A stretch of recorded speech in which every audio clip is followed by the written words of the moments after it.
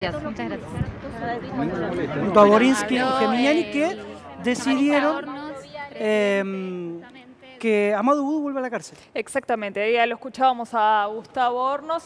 Y bueno, vamos a sumar también que está aquí en nuestro piso Matías Tombolini. ¿Cómo estás, Matías? Buenas tardes. ¿Qué tal? ¿Cómo están? Buenas tardes. Bien, gracias por venir. A ustedes por invitarme. ¿Qué opinión tenés sobre el proceso que se le sigue a Oudou, la posibilidad de darle la libertad y ahora la vuelta a la prisión? Me parece que las marchas y contramarchas en este tipo de casos lo único que generan es lo que te debe estar pasando a vos. Como ciudadano de a pie, uno observa estas idas y vueltas que la justicia nos ofrece y uno termina confiando, por supuesto, muy poco en Oudou, porque esto me parece que es claro, pero además muy poco en la justicia, porque en la medida que no emiten una señal clara respecto de garantizar el debido proceso y en función de eso otorgar o no la posibilidad de transitar el proceso en libertad o en prisión, y del mismo modo para todos, justamente los procesados, sean del signo político que fueran, invita a confiar poco en una justicia que está en los pisos en términos de la confianza que le tenemos los ciudadanos hace ya varios años. ¿Usted coincide que la justicia tiene diferentes carriles como las autopistas, ¿no?, europeas? Velocidad mínima, velocidad máxima. La verdad es que a mí me parece que a la justicia lo que no le llegó es su 2001 todavía. Y me parece que en este sentido los argentinos merecemos una justicia distinta, más rápida y que además ofrezca la perspectiva de cumplimiento efectivo de la pena, que es el mayor disuasor para aquellos que pueden llegar o no a cometer un delito respecto de qué es lo que pasa cuando vos delinquís. Es decir, que si el que las hace las paga y finalmente las paga, eso es lo que permitiría justamente que baje el nivel de delito de todo tipo en la Argentina. Por supuesto, cuando hablamos de este tipo de delitos del asalto a la Argentina, que describen ciertos actores de la Argentina sobre otros, bueno, evidentemente, si uno no ve condenas firmes, lo que debería garantizarse justamente es que la justicia imparta eso que parece que no imparte, que es justicia. Tombolini, nos metemos en otra materia compleja de nuestro país, la economía, ¿no? Y parece como que no se le encuentra a la vuelta. Recién nuestro compañero Juan nos contaba esto de una nueva medida que tiene que ver con los jubilados, sí, con los pensionados, que jubilados. afecta de alguna forma. Repasemos el anuncio. El anuncio es quitarle la devolución por compras con tarjeta de débito, que era de hasta 300 pesos mensuales, a un amplio sector de argentinas y de argentinos que son los que están en la parte más baja de las prestaciones sociales, de las jubilaciones y pensiones en la Argentina. Una Argentina en donde recordemos que nuestras jubiladas y jubilados vieron que sus haberes se ajustaron a una velocidad de 28 puntos y que los precios en los últimos 12 meses se ajustaron casi a una velocidad de 50 puntos. Es decir, es mucho más complicado llegar a la posibilidad de tener cobertura de la canasta básica alimentaria y de la canasta básica total. Esto lo vamos a ver cuando conozcamos los datos de pobreza y de indigencia y de cómo se componen justamente esta pobreza y esta indigencia. Entonces, la posibilidad de que el jubilado, el pensionado, quien tiene una asignación universal, evite retirar el efectivo del cajero y utilice la tarjeta de débito, primero es una medida que otorga mayor seguridad. Por otro lado, es una medida que ayuda a blanquear la economía porque invita a operar en blanco con la tarjeta de débito. Y el gobierno completa algo que ya comenzó en 2016, que es cuando empezó a retirar la devolución en compras con débito y con crédito. Esto que fue el paso previo a reformular el plan Ahora 12. Primero quitaron para todos, recuerden, hasta compras con tarjeta de débito de 1.000 pesos te reintegraban algo parecido al 5%. Bueno, esto también lo sacaron. Yo creo que es un error. Yo creo que el Estado debería generar medidas que, digamos, fomenten el pago con medios electrónicos de pago. Pero justamente. es un error y una necesidad, o sea, no tienen plata. Porque son los más indefensos. O sea, bueno, es que forma parte de las prioridades que tiene este gobierno, que hasta acá no ha tomado una sola medida que permita sacar la conclusión que después del anuncio de la medida estamos mejor que antes del anuncio. Matías, a ustedes les tocan anunciar medidas que no hay ninguna que vaya en favor de quien vive de un salario. Quería hacerte una pregunta, porque a ver, esto forma parte de una serie de medidas, ¿no?, que van en contra de los sectores más necesitados, se congeló el precio, se congeló el subsidio a la garrafa social. Se congeló el subsidio. A los jubilados ahora se les computa para el pago del impuesto a las ganancias, la pensión, si tienen, y su jubilación. Se suman los dos, digamos. Otra presión sobre los jubilados. Y ahora se quita un beneficio que, a ver, en términos fiscales no es tanta plata. Estamos hablando de 3.100 millones de pesos, 3.116 millones de pesos. Hay que calcular que los intereses de deuda este año van a ser de unos 600.000, 500.000, 600.000 millones. Era necesario, digamos, está rascando la lata. Bueno, es que yo creo que lo que hay es un esquema de prioridades que decide quien gobierna, que entiende justamente que esto no es prioritario, que hay que atender otro tipo de obligaciones que no pasan por ajustar la política y que pasan por ajustar sobre el sector privado, porque finalmente lo que estamos ajustando es quien aporta o no impuestos de manera privada. Argentina en este sentido tiene una deuda pendiente, porque la otra cuestión me parece que tiene que ver con cuál es el resultado de este esfuerzo que hacemos los argentinos, porque si finalmente el gobierno pudiera mostrar algún dato luego de 3 años de gobierno, que diga, bueno, la inflación es más baja, hacemos el esfuerzo, pero estamos creciendo. Claro. Sí, en algún momento, Matías, era, bueno, me aumentan un poco la luz, pero no se me va a cortar, y no pasó. No, no solamente no se te corta, sino que la quita de subsidios, que no era la única forma de ajustar el dislate del pasado, 12 años con una tarifa que se movía muy poco, no ha generado, obviamente no generó el conjunto de inversiones necesarias para que no se corte, y además tampoco generó un resultado positivo en el comportamiento de los consumidores. No, claro. Porque muchas veces te dicen, mira, vamos a consumir menos energía porque la señal es cuando sube mucho el precio, entonces, bueno, te desabrigas en verano y te abrigas en invierno. Estamos en un nivel en donde claramente el consumo es el mínimo necesario. Claro.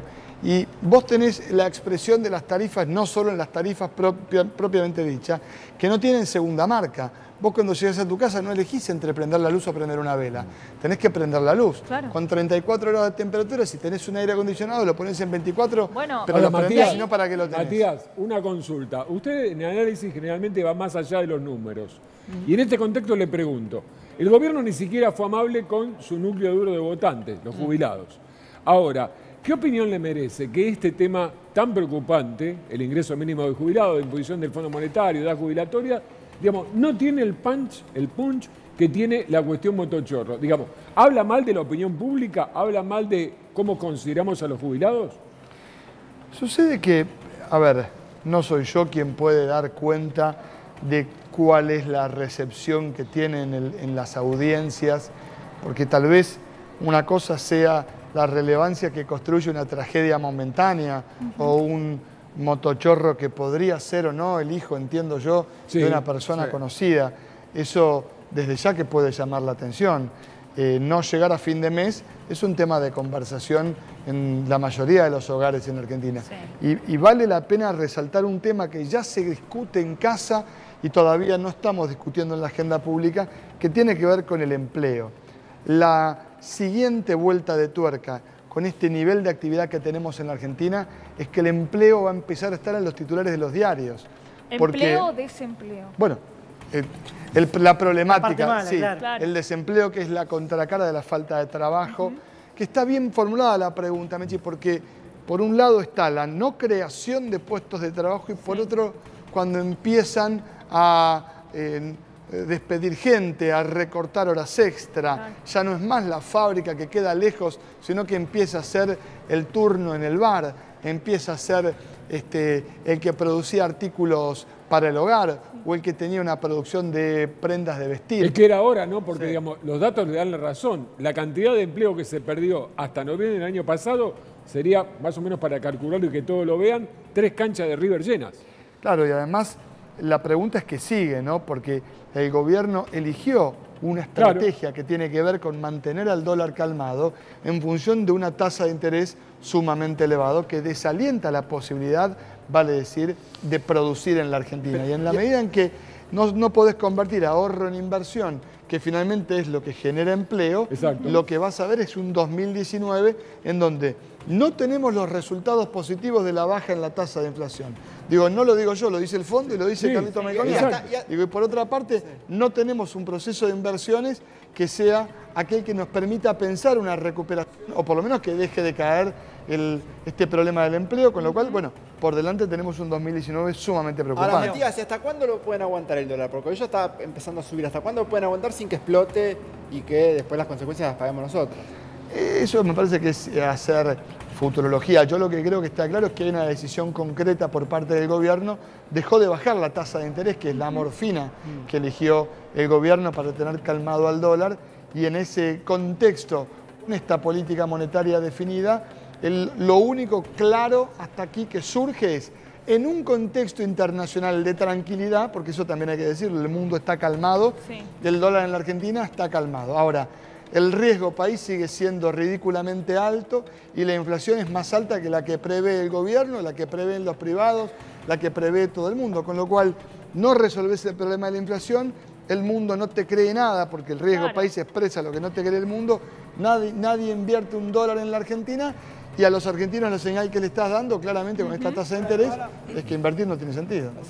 Los argentinos estamos acostumbrados a convivir con la inflación, lamentablemente los últimos, no sé, 40, 50 años. ¿Es más importante bajar la inflación o que no se pierda el poder adquisitivo? Bueno, el año pasado tuviste una combinación nefasta, digamos, la inflación fue elevadísima, perdiste poder adquisitivo, o sea que los empleados son más baratos que antes y está claro que eso no motorizó la demanda de empleo, o sea, no tomás más trabajadores porque los trabajadores sean más baratos. Distinto es el tema del costo laboral y que cada 100 pesos que cobra un trabajador, el empleador pone 165, esa es otra discusión para tener.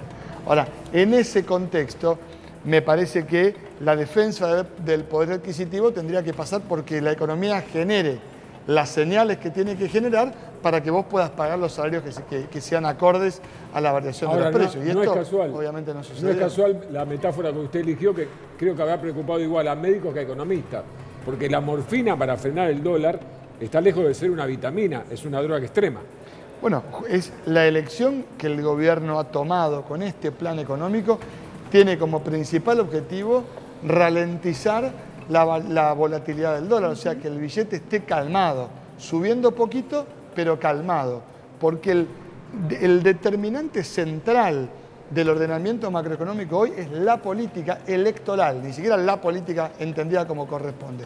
Y si lo que manda es el acuerdo con el fondo en una mano y en la otra mano, que el billete responda a la mejor estrategia para llegar a las elecciones, bueno, está claro que la economía no va a hacer ese salto en B, ese rebote que se esperaba. Yo creo que ni siquiera va a ser una U, esa recuperación lenta, pero de algún modo recuperación al fin. Yo creo que va a ser una L, es decir, la economía cayó y no la veo moviéndose para arriba y el gobierno tratará que si la economía no le hace ganar las elecciones, por lo menos que no se la haga perder y por eso quiere el dólar calmado. Ahora, Matías, quería preguntarte, ¿pasaron nombres, los que quieras, Ratigay, Caputo, Melconian, de todos los colores que quieras, siempre más o menos con el mismo pensamiento? Pero digo, no hay uno que tenga, no digo la receta para ser un país del primer mundo, pero por lo menos para salir del fondo. A mí me parece del fondo de la tabla o del fondo monetario. No, de los dos.